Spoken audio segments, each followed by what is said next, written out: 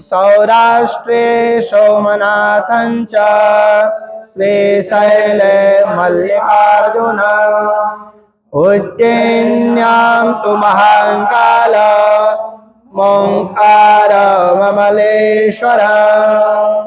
परल्यां वैद्यनाथं च डाकिन्यां भीमशङ्करा सेतुवन्दे तु रामेशं नागेशं दारुकावने वाराणस्यां तु विश्वेशं त्र्यम्बकं गौतमी तटे हिमालये तु केदारं घुष्मेशं च शिवालये एतानि ज्योतिर्लिङ्गानि सायं प्रातः पठे नरः सप्तजन्मकृतं पापं स्मरणेन विनश्यति।